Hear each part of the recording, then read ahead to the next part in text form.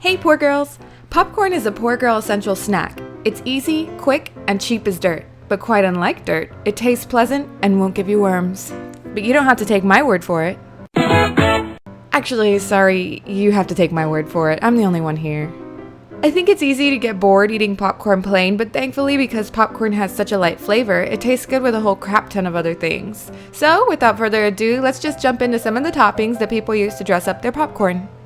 Old Bay is a classic popcorn topping. It's said to give your popcorn a crabby taste. That might sound weird, but be assured that it tastes way better than I made it sound. Unless, of course, you don't like crab. Another repurposed, possibly seafood-related item to top your popcorn with is furikake.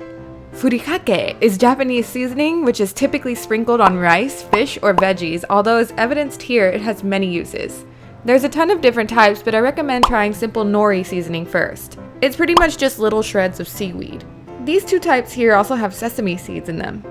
In keeping with the Andada sea theme, which I promise will be over after this, is kelp powder.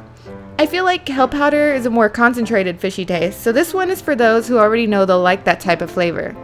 A cool little side note is that kelp powder is used as a source of iodine for healthy thyroid function. When using this in your popcorn, it's often paired with the next topping, nutritional yeast. Nutritional yeast is often used in vegan recipes as a cheese substitute. This is because, anyone, it has a nutty or cheesy flavor in addition to being packed with protein, and depending on whether it's fortified or not, can boost iron intake as well as vitamins, B1 and B2. Okay, I'll stop being annoying now. Maybe yeast isn't your thing. You want big flavor, something that doesn't sound like you'd have to hunt it down to the ends of Whole Foods to find. Hey girl, can I interest you in some garlic salt or powder? Garlic flavor is so versatile and used in so many different things, it should really come as no surprise that it does well with popcorn too. Some people like to make garlic butter out of fresh garlic as well. Garlic seasoning is often paired with Parmesan. Speaking of Parmesan pairings, fresh or dried dill is a fun popcorn topping that often gets combined with Parmesan. In the recipes I've seen, garlic powder is often used together with these ingredients. Parmesan alone is frequently eaten on popcorn, but here's where you have classes of Parmesan.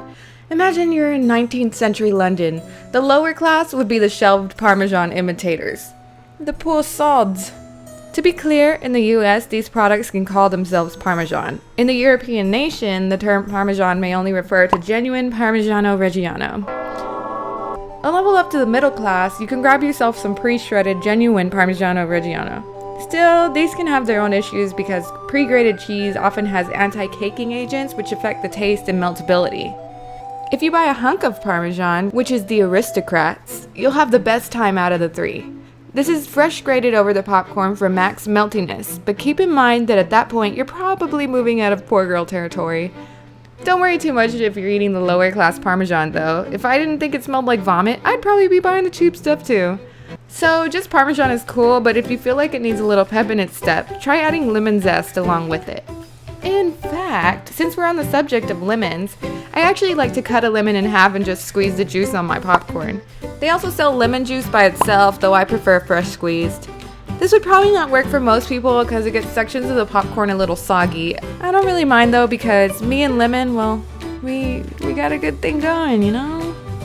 If you want that sour lemony flavor without the sog, you can try salt and lemon powder. Since I'm Hispanic, I grew up with this shiznit in the form of Lucas, often poured on hot Cheetos actually. Turns out this cool-ass duck was shadier than his rad sunglasses, and he was bringing in double the EPA standards for lead doses to us kiddos. Thankfully today, there are many alternatives to this brand, and even more thankfully, they have passed tests for lead content. You can often find them in the form of small little packets and little shakers. I like my popcorn sour, but some like it hot. If you like to spice up your life, try chili powder on your popcorn.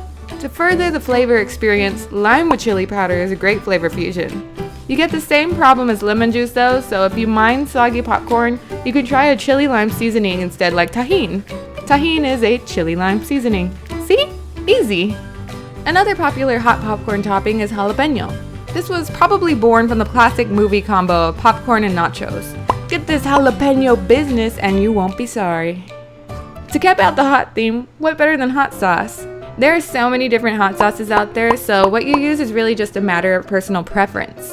There's a few methods people use to flavor their popcorn with hot sauce so it doesn't get too soggy. Some drizzle it over their popcorn and stir it in, some shake it in a bag, and some even dip their popcorn individually in hot sauce before eating it.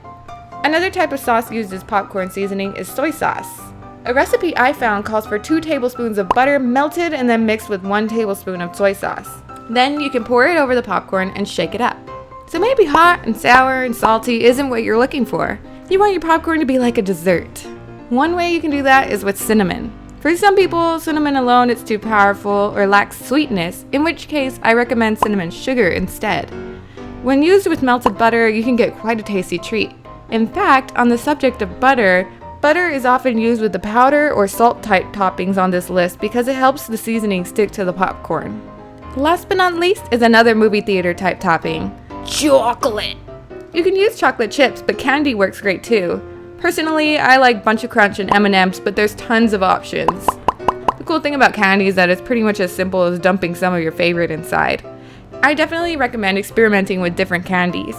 So, if your favorite topping wasn't on the list, I'd love to hear from you guys about what you use in your popcorn.